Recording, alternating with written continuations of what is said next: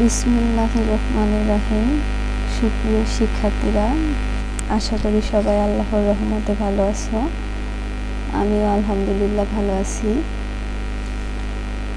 আজকে তোমাদের graphics design 1 ক্লাসে ইলাস্ট্রেটরের পরিচিতি দিয়ে শুরু করব। ফার্স্টে তোমরা ফাইল থেকে নিউয়ে ক্লিক করে একটা নতুন ডকুমেন্টে নিবা। এখানে ডকুমেন্টের নাম আমরা দিতে পারি। এখানে ডকুমেন্টের নাম দিচ্ছি টেস্ট। তারপর প্রোফাইলের বিভিন্ন অপশন থেকে আমরা কাস্টমটা সিলেক্ট করে দিব। তারপর দেখো পেজের সাইজ আছে, সাইজটা আমরা A4 রাখবো। তারপর অ্যাডভান্সের মধ্যে আছে কালার মোড। কালার মোড আছে দুইটা, CMYK আর RGB। এখন RGB পূর্ণরূপ হচ্ছে রেড, গ্রিন, ব্লু। CMYK হচ্ছে সায়ান, ম্যাজেন্ডা, ইয়েলো, ব্ল্যাক। এখন যদি তোমরা পেজটা প্রিন্টের কাজে ব্যবহার করো তাহলে CMYK সিলেক্ট করে দিবা। আর যদি পেজ প্রিন্ট করার প্রয়োজন না হয় তাহলে RGB সিলেক্ট করে দিবা। আমরা এখানে RGB সিলেক্ট করে দিব। তারপর ওকে। এখন দেখো এখানে ইলাস্ট্রেটরের বিভিন্ন টুলবার আছে। ফার্স্টে আছে সিলেকশন টুল, তারপর ডিরেক্ট সিলেকশন টুল। এখন সিলেকশন টুল আর ডিরেক্ট সিলেকশন টুলের মধ্যে পার্থক্যটা বোঝার জন্য ফার্স্টে আমরা একটা শেপ নিয়ে নিব। এখান থেকে রেক্টেঙ্গেল শেপ নিয়ে নিলাম। শেপটার কালার চেঞ্জ করে দিচ্ছি। এখন দেখো যখন সিলেকশন টুল ক্লিক করব তখন বিভিন্ন অ্যাঙ্কার পয়েন্ট আসছে। এখানে ক্লিক করে শেপটাকে ছোট বড় করা যায়। এইভাবে রেক্টেঙ্গেল শেপটাকে ছোট বড় করতে পারবো। কিন্তু যখন ডিরেক্ট সিলেকশন টুল ক্লিক করব তখন দেখো এটা মুভ করতে পারবো কিন্তু ছোট বড় করতে পারবো না। এখন আমরা রেক্টেঙ্গেল শেপটাকে কিবোর্ডের অল্টার চেপে কয়েকটা কপি করে নিব।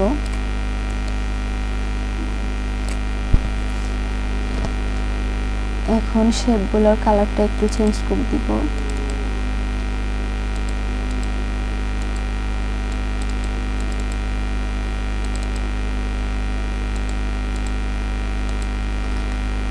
এখন দেখো ম্যাজিক 1 টুলটার কাজ হচ্ছে কালার সিলেক্ট করা। যখন আমরা নীল কালারের একটা শেপে ক্লিক করব তারপর দেখো নীল কালার যতগুলো থাকবে সবগুলো সিলেক্ট হয়ে যাবে। অনুরূপভাবে আমরা যদি লাল কালার শেপটা ক্লিক করি তাহলে লাল কালারের যতগুলো থাকবে সবগুলো সিলেক্ট হয়ে যাবে।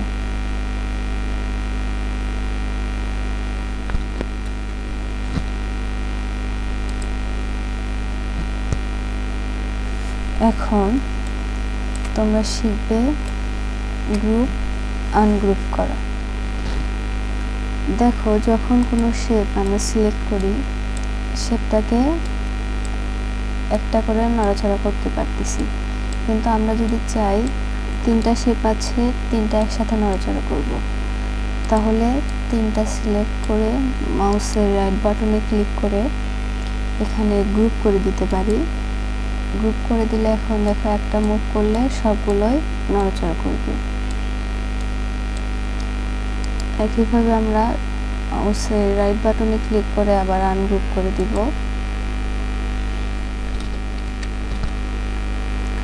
তারপর দেখো এখানে টাইপিং টুল আছে যেটাতে আমরা বিভিন্ন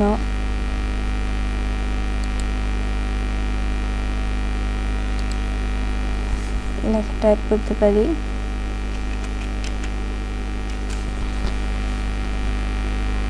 তারপর আছে পেন টুল। পেন টুল দিয়ে আমরা পছন্দ মতো শেপ তৈরি করে নিতে পারি।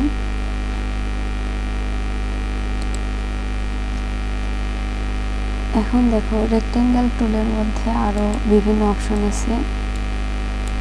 সেখান থেকে আমরা স্টার টুলটা সিলেক্ট করে নিব। এখানে স্টারের পয়েন্ট একটা অপশন থাকবে। সেই পয়েন্টের সংখ্যা আমরা যদি বাড়িয়ে দেই এখানে পয়েন্টের সংখ্যা দিলাম 25। তাহলে দেখো স্টার্টের পয়েন্ট থাকবে 25টা। এখন শিফট চেপে স্টারটাকে আমরা বড় করে নিতে পারবো। এখন স্টারটার কালার চেঞ্জ করে দিলাম।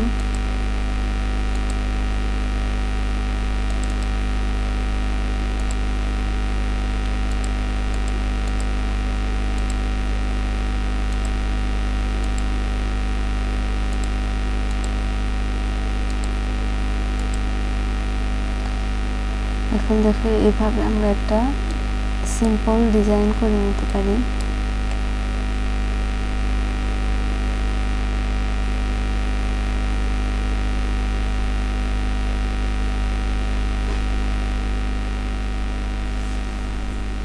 এটাকে আমরা কিবোর্ডের কন্ট্রোল প্লাস দিয়ে জুম করতে পারি।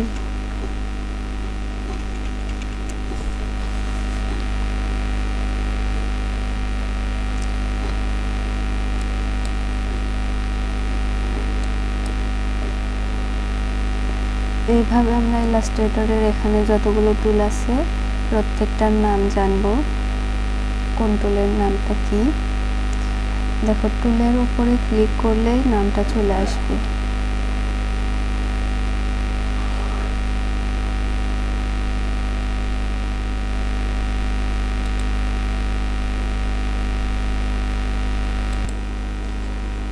তারপর দেখো আমরা যদি টাইপিং টুলটা শেপ আকৃতি করে নেই, এখান থেকে একটা শেপ নিয়ে নিলাম, শিফট চেপে একটা বৃত্ত নিয়ে নিলাম। আমরা চাচ্ছি লেখাগুলো গোলাকৃতির হবে, সেই জন্য টাইপিং টুল সিলেক্ট করে দেখো টাইপ অন এ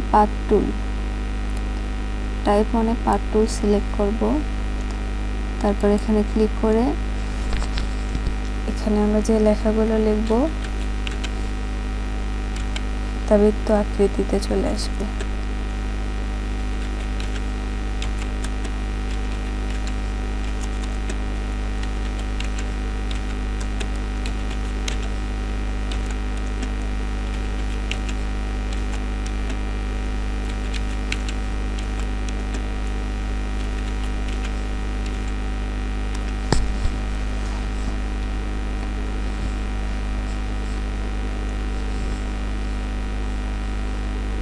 এখন তোমরা ইলাস্ট্রেটরের টুলবার সম্পর্কে প্রত্যেকটা টুলের নামগুলো মনে রাখবা এবং কোন টুলের কী কাজ, যেটা তোমরা পরবর্তীতে আরও ক্লাসে জানতে পারবে।